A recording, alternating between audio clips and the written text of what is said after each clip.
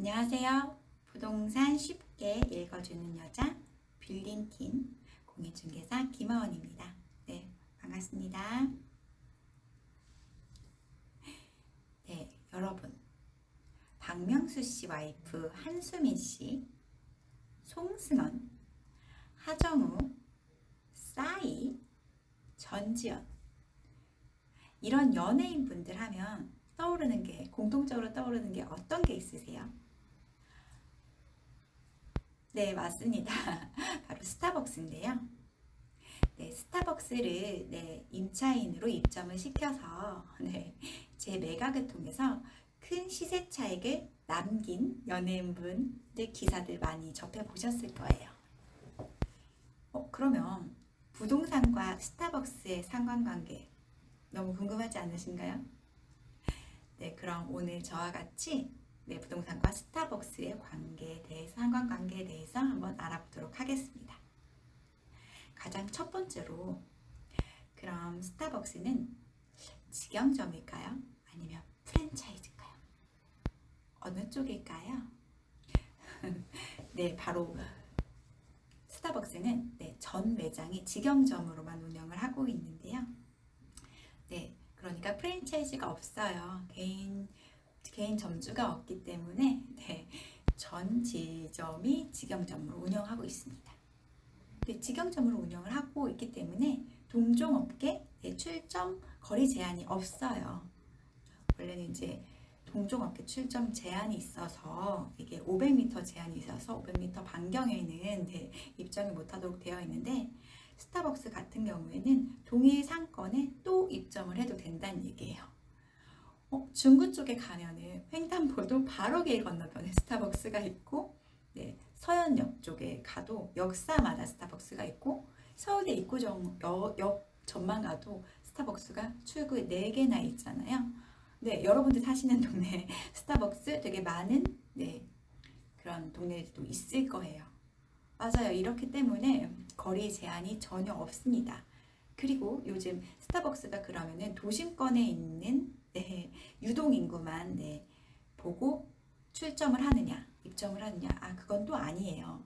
또 스타벅스가 요즘에 찾아올 수 있는 입지에 있는 곳들은 드라이브 스루로 해서 DT 매장이라고 하죠. DT 매장 같은 경우도 있고, 투고 테이크아웃만 전문으로 하는 이런 매장들도 있고, 다양한 매장들이 지금 현재 분포가 되어 있습니다. 올해 2023년 5월 기준으로 저희가 전국에 1780개, 어마어마하죠? 그 매장이 지금 입점이 되어 있는데요. 그러면 여러분, 스타벅스는 월세 매장으로 운영을 하고 있다고 여러분들 알고 계실 텐데요. 그럼 이게 매달 고정 임대료로 낼까요? 아니면 변동 임대료로 낼까요? 이게 조금 경우에 따라서 조금 다르긴 한데, 대부분의 매장들이 변동 임대료로 계약을 하고 있다고 합니다. 도심권 같은 경우에는 전용 면적 100평 정도로 운영을 하고 있고요. 드라이브 스루나 외곽 지역은 최소 130평 매장 규모가 그 정도로 이제 계약 체결이 되고요. 임대차 계약 같은 경우에는 도심은 5년에서 10년 정도를 5년 기본 계약에 10년 정도를 보고요. 외곽에 있는 매장들은 10년에서 15년 정도, 그러니까 굉장히 장기 임대차 계약을 체결을 하고, 솔직히 스타벅스 매장인 임대료 매일 걱정은 전혀 없으시잖아요. 건물주분 입장에서. 그러니까 많은 건물주 분들이 스타벅스를 입점하기를 굉장히 학수고대하시죠. 그래서 저희한테도 굉장히 의뢰를 많이 하십니다. 건물을 매입하기 전부터 내가 이 건물 매입하면 스타벅스 입점시킬 수 있나요? 이거부터 물어보시는 건물주분들도 굉장히 많으시고요. 그리고 스타벅스는 변동 임대료를 고집을 하기 때문에 매출이 더 많이 나오면 나올수록 내가 건물주라면 내 건물의 가치 상승이 더 올라가기 때문에 저희가 나중에 수익률을 기반으로 해서 건물 가치가 이게 책정이 되거든요. 매각할 때. 그러니까 굉장히 건물주 분들이 입장에서는 장기 임대차 계약을 체결하는 데다가 내 건물의 가치까지 같이 상승시켜주는 스타벅스. 네, 얼마나 입점시키고 싶겠습니까? 네, 그리고 스타벅스가 어떻게 해서 이렇게 잘 한국에서 자리매김했는지 너무들 궁금하시잖아요. 단순히 스타벅스가 여러분 생각해보세요. 단순히 스타벅스가 맛있어서 이게 성공을 했을까요? 네, 물론 네, 그런 이유도 있겠죠. 사람마다 입맛이 다르니까. 근데 저는 스타벅스 기본 아메리카노가 다른 타 커피숍에 비해서, 그러니까 솔직한 제 견해로는 그렇게 엄청나게 하이 퀄리티는 아닌 것 같아요. 근데 스타벅스의 장점이 여러분들 네, 잘 아실지는 모르겠는데, 장점이 첫 번째로는 전 세계 어디를 가더라도 커피 맛이 평준화가 되어 있습니다. 물론 뭐 시즌 한정 음료라든지 지역 특색에 따라서 레시피가 조금씩, 메뉴가 조금씩 다르긴 하겠지만은 기본 커피 맛만큼은 전 세계 어디를 가더라도 평준화가 되어 있기 때문에 이게 또 스타벅스를 선호하는 네, 이유 중에 하나가 될 거고요. 두 번째는 스타벅스는 내 매장을 메뉴를 이용하지 않더라도 스타벅스 매장에서 상주할 수가 있고요. 그리고 누구든지 화장실을 사용할 수가 있습니다. 이게 또 글로벌 정책 중에 하나죠. 사회공헌 이런 사업 중에 일환의 하나이기 때문에 이런 이유 때문에도 저도 모르는 상가에 가서도 스타벅스 매장을 먼저 찾아요. 그래서 눈치 보지 않고 거기에서 이제 화장실도 이용하고 이랬던 경우들이 종종 있으셨을 텐데요. 이렇기 때문에 여러분들이 많은 분들이 스타벅스를 부담 없이, 그리고 누구의 만남의 장소 하면 가장 먼저 스타벅스를 떠올리실 것 같아요. 그리고 스타벅스 또 세 번째로는 스타벅스가 마케팅을 굉장히 잘했죠. 저희가 여름, 겨울 하면 여러분들 별 쿠폰, 프리퀀시 모으시느라고 저도 몇 년 전에 썸머 레디픽 받으려고 굉장히 쿠폰을 많이 모았던 기억이 있습니다. 지금은 그렇게 열정적이진 않지만 그 당시에는 뭔가 트렌드에 따라가다 보니까 그 썸머백이 꼭 있어야만 될 것 같은 그런 생각이 계속 들어서 매달렸었던 것 같은데요. 시중에 뭐 당근마켓이나 중고나라에도 저희가 쿠폰 거래를 그 굿즈 상품 받아보려고 쿠폰 거래도 되게 활발하게 했었던 기억이 있는데, 이런 부분들도 굉장히 마케팅을 잘 했다. 그리고 저희가 그 매장마다 조금씩 그 메뉴가 다르겠지만 식사 대용할 수 있는 이런 상품들도 올해 4월달 정도에 이렇게 50% 뭐 일정 시간대 50% 할인을 해서 판매를 했던 그런 마케팅 요소들, 굉장히 사람을 잡아 끌만한 다양한 마케팅 그런 요소들이, 굉장히 성공적인 요소들이 숨겨져 있더라고요. 그리고 스타벅스 하면 여러분들 그 단독 그 매장이 있는 스타벅스들 보면은 1, 2층은 그냥 사람들이 편하게 있을 수 있는 곳, 3층은 국룰처럼 스터디 카페처럼 여러분들 그런 매장 굉장히 보셨을 거예요.